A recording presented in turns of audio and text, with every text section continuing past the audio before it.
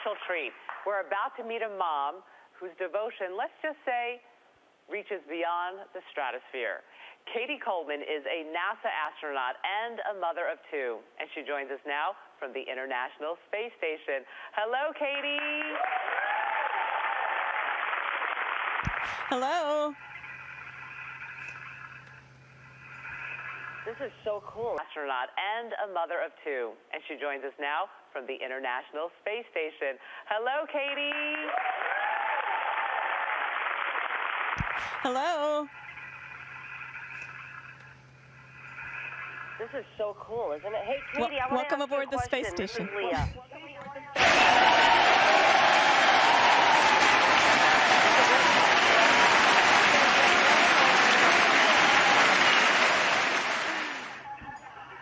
There's a delay too, so we got to take that into consideration. Katie, can you hear me? Yes, I can hear you. Yes, I can hear you. Oh, good. Okay, well, I'm not the brightest person, so please don't try to say smart things when you're talking to me. But when you're talking to Sarah and Julie, you can say, we got to take that into consideration. Katie, can you hear me? You know, we Yes, I can hear you. Yes, I can hear you. Oh, good. Okay, well, I'm not the brightest person, so please don't try to say smart things when you're talking to me. But when you're talking to Sarah and Julie, you can say, you know, things that have to do with what you're doing. I want to know about your day-to-day. Like, take me through, like, an average day for you. You have your own room, you get up, what do? Do you shower? Do you have a chef? What goes on up there?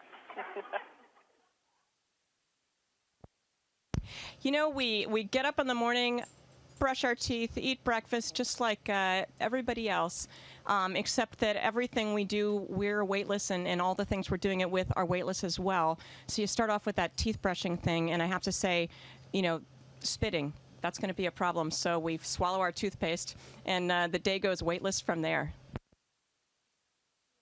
And then what is your average work day? Is it like a real 8-hour day, or? And then what do you guys do? You sit around looking out the windows, and what do you guys do?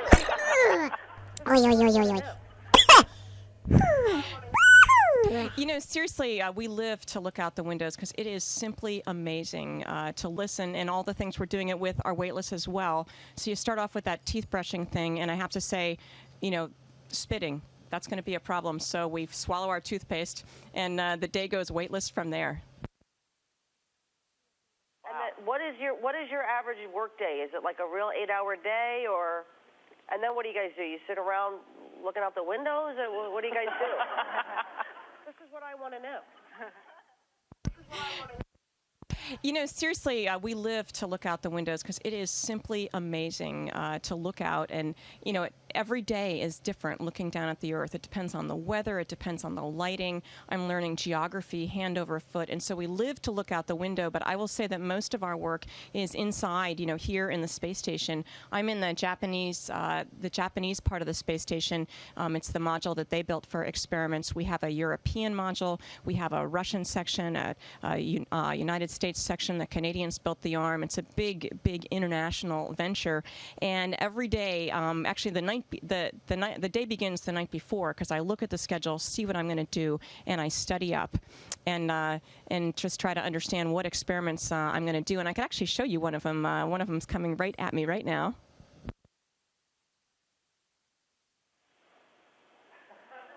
Wow. So cool. What's that?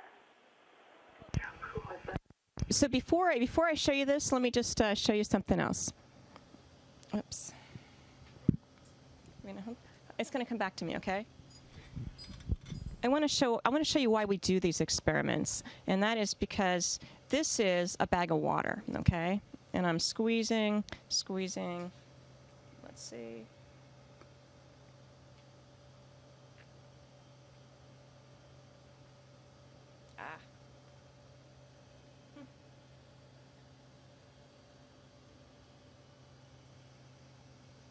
So it's a brand new bag of water, and so my straw was a little crimped there. And I'm going to come a little closer, and you can see this giant blob of water, and we're getting to see in space what do liquids really, really want to do. Wow. That is amazing. That is amazing.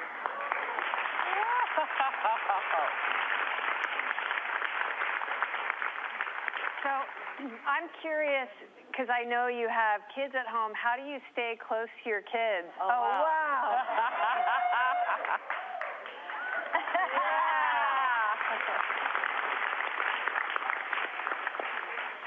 Amazing. Yeah. I'm just curious how you stay close to your kids while you're in space.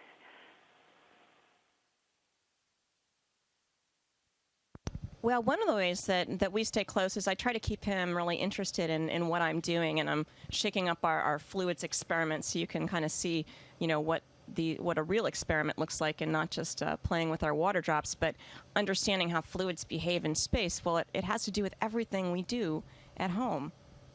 And everything that we wear, everything that is in our house that is made with a process of something flowing through a pipe, we need to understand what liquids do. And this experiment actually shows us how to design fuel tanks for satellites. And you think, well, gee, why would I care?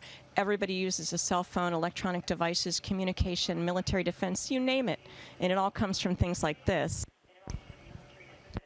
When we talk about trying to keep my son interested, another way I do that is actually to bring one of his things with me up to space. He's a big fan, and so am I, of Calvin and Hobbes. And so I've brought a little Hobbes up in space with me, and I bring Hobbes to do experiments, and I take pictures and send him down to the ground so he understands what I'm doing every day. And I did that while I was training for this mission as well. So cool. Wow. So, Katie, since you've been in space, what extra daddy duties has your husband had to take on since you're there on a 6-month mission?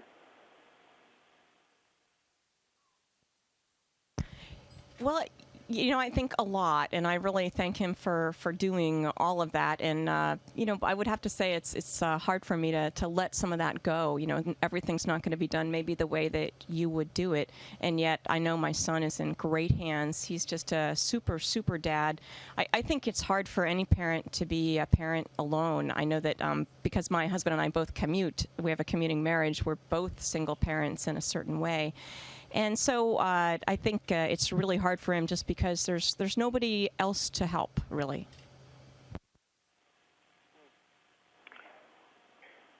On a somber note, Oh, okay. Hang on one sec.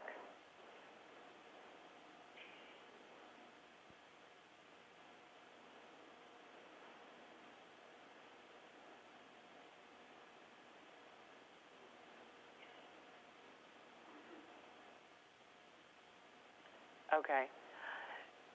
Your commander there in space is the brother-in-law to Congresswoman Gabrielle Giffords. What has it been like at the International Space Station since the Tucson shootings?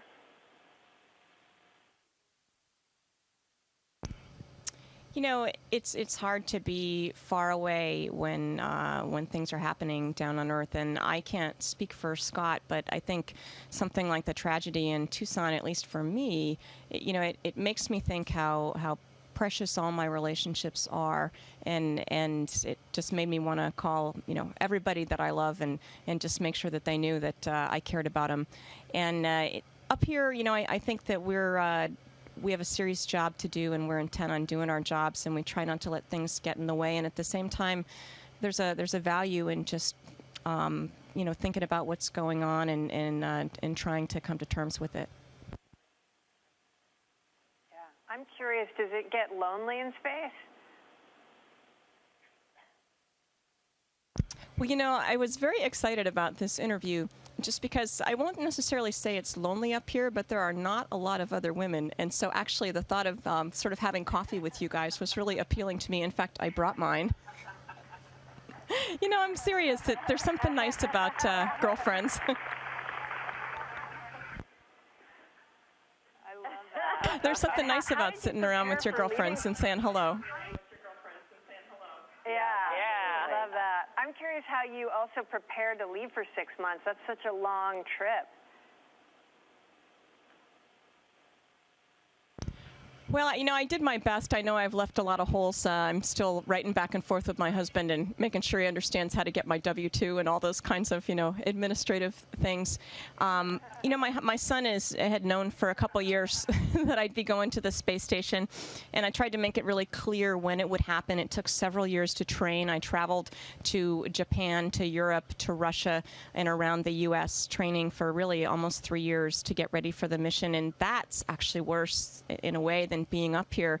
They like to say that when I'm up here, at least they know where I am, and in fact, they have an application, where a computer program that they look at, and they know exactly where I am, and they go, "Mom, you're going over Australia." So it's pretty fun to be up here now where they know where I am. Wow. What research are you doing in space that you're most excited about?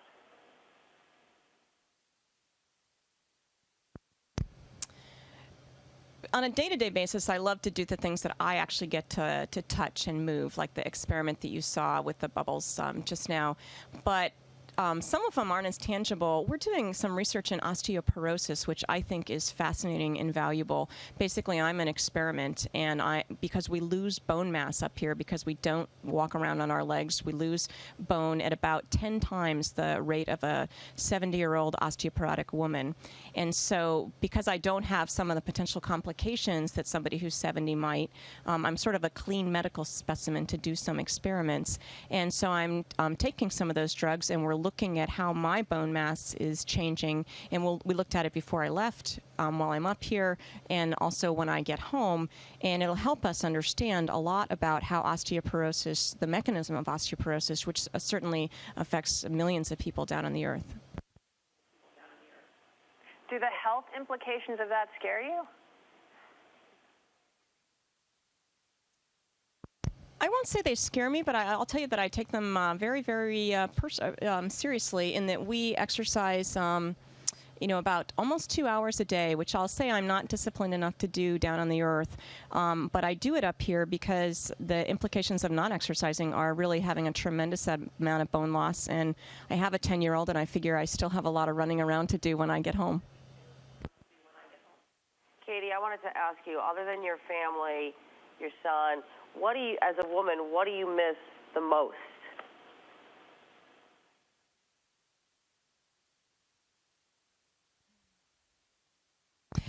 I'm actually so excited about being here and just living in this environment and discovering new things every day in terms of what's delightful about just being here, about moving back and forth.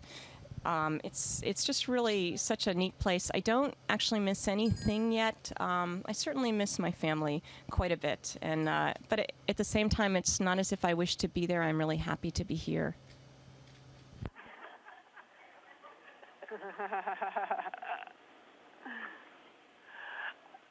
Katie, you mentioned that you exercise 2 hours a day, but being that you have no gravity, how do you exercise in space? It's a great question, and we have a weightlifting machine which works. It works on a principle of vacuum. Like, I'm not really lifting weights, but I'm pulling against something that's pulling on a vacuum, and so it's really hard. Like, when you're trying to get a lid off a jar that's got vacuum on it, it's harder than if there was no vacuum, or when you're pulling against something. So that we do weightlifting, and I'll do, it's like a gym. We have a bar, go up and down, and use my legs. I can do sit-ups, all these arm weights. We have a treadmill that I wear a harness, and it holds me down on the treadmill. And I have to say that it was really interesting after a few days of not exercising, floating around up here. It was fascinating to suddenly be on the treadmill, standing on your feet. And I thought, wow, standing, that's interesting.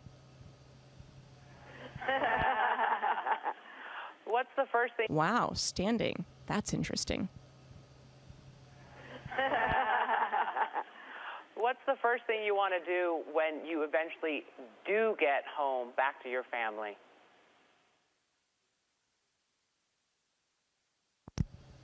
Well, I'm assuming a shower will be like right in there. I mean, I'm actually clean up here, What do you want to do when you eventually do get home back to your family?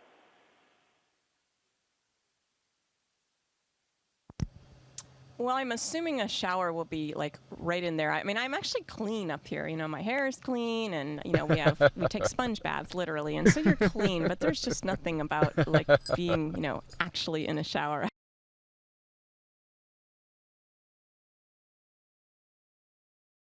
Being, I think. Just being on the earth and walking around on your feet, and I think smelling and smelling, just the garden and outside and the street and cars, and that kind of sense is a little missing up here. And even just listening to noises that aren't just the hum of the space station and feeling the wind. I'm looking forward to maybe being on a beach and feeling the wind and looking at the ocean. As we get ready to say goodbye, is there any message you'd like to send out to your 10-year-old son or your husband, your family? Well, I miss them so much, and I appreciate, it's a lot of work for them for me to be gone. And I'm just hoping that while I'm up here, the things that I'm doing end up being worth it. And I actually just really think that they will be. What we do here in space somehow says to kids, wow, don't you want to be an astronaut? Don't you think you could do this? Somehow they look at us and they think they could do this, and they're right. And it inspires them to study hard in school and learn the math and science that they need to be part of the future, because they are the future. So it's a long time to be away from family. It's actually a magical place to spend that time in, and I think that the payoff is very big. It's nice to be with you guys today. Katie Coleman, thank you so much for joining us. We wish you the best of luck up there in space. Keep doing the good work you're doing. Take good care. We'll be right back. Thank you, and thanks for inviting me.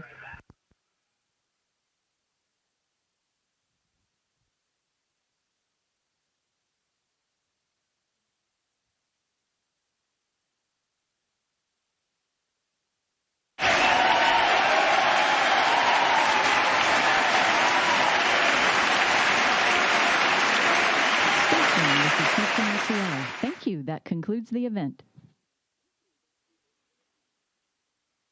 Copy. Thank you. Nice to hear from you guys.